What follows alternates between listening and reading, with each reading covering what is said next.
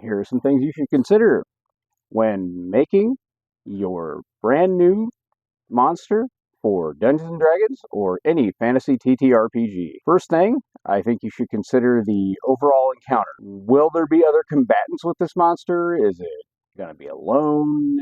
How is this thing going to run into the group? And, if it's looking like it might be a little too powerful, you might scale back the number of minions and stuff around it. Or just trim the monster back a bit, down the armor, maybe change out some hit points, take away an ability, just something to make it so that it doesn't like steamroll the party.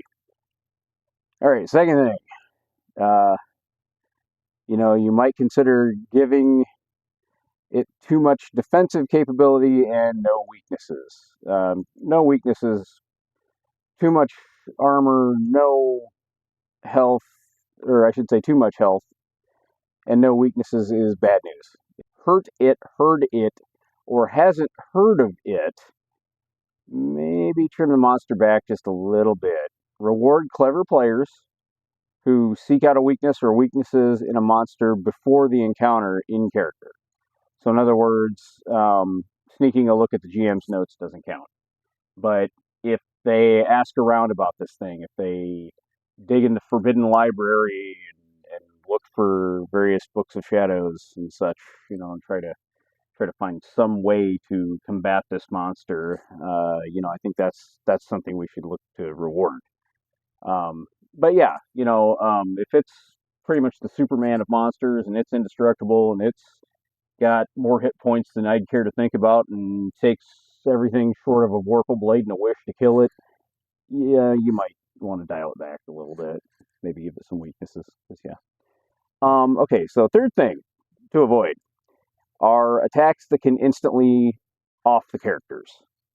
If the average hit points for a party member is 10, for example, maybe don't give your monster an attack that will automatically and unavoidably do 3d12 damage with no saves of any kind.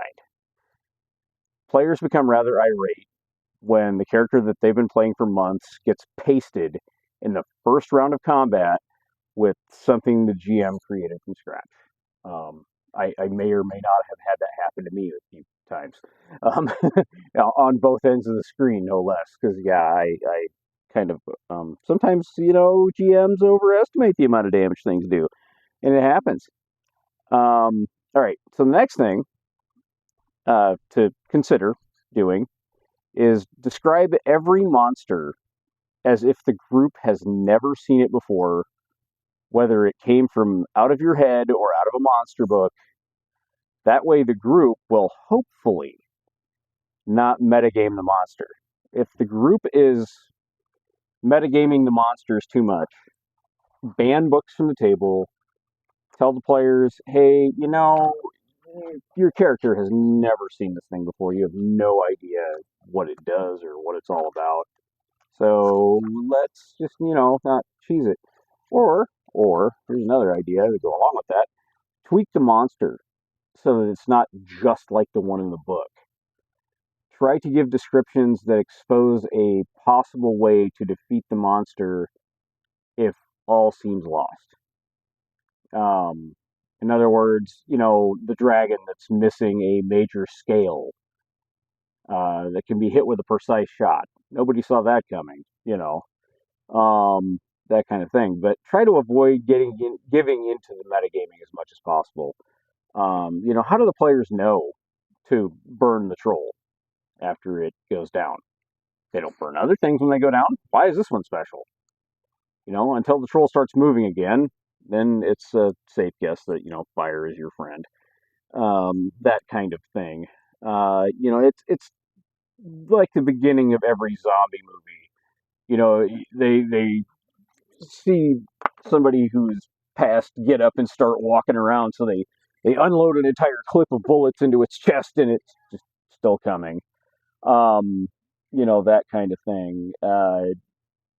Until they figure out, hey, the infected have to take damage to the cranium before they go down. Yeah, nobody knows, At least that's how it works in the zombie movies now. of course, in this day and age, most of us would go, "Oh, it's a zombie headshot." Um, easy mode, kind of.